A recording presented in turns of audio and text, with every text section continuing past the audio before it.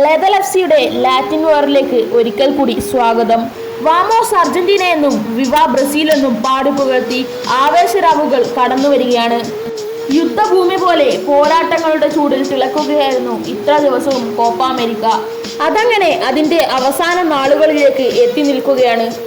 ഇടിമിന്നലുകൾ വർഷിക്കുന്ന Argentina Brazil final പോരാട്ടത്തിന് ഇനി ദിവസങ്ങൾ മാത്രം ബാക്കി.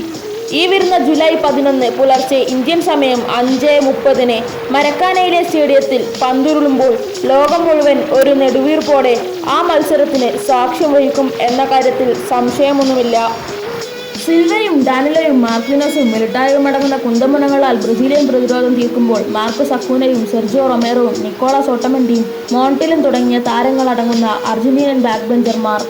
മധ്യനിര രണ്ട് ടീമിലും ശക്തമാണ്. ലോസെൽസോയും പരഡസും റോഡ്രിഗോ ഡീപോളും അടങ്ങുന്ന യുവനിര ആൽബെ സെബാസ്റ്റ്യൻ പ്രതീക്ഷകളാണെങ്കിൽ ഫ്രെഡും കാസമെറോയും ജീസസും കാനറികൾക്ക് കരുത്താണ്. മുന്നേറ്റ നിരയിലും കാര്യങ്ങൾ വിഭിന്നമല്ല.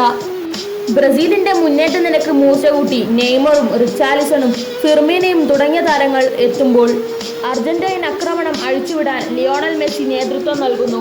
കൂടെ മാർട്ടീനസും ഗോൺസാലോസും സെർജിയോ അഗ്വേറയും.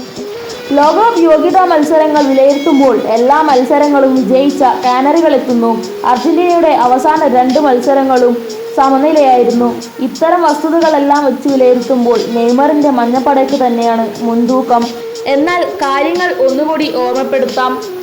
നിരവധി കളിയാക്കലുകൾക്കും പരിഹാസങ്ങൾക്കും ഇടയിലൂടെ ഫുട്ബോളിന്റെ മിശിഹ പന്ത് തട്ടാനെത്തുമ്പോൾ ആൽബെ സെബാസ്റ്റ്യൻ ആരാധകരുടെ വികാരങ്ങൾ കാറ്റിൽ പന്താടിയതാരായാലും അവർക്കെല്ലാം ഒരു അന്തിമ വിധിയെഴുതാനാവും മെസ്സി ശ്രമിക്കുക.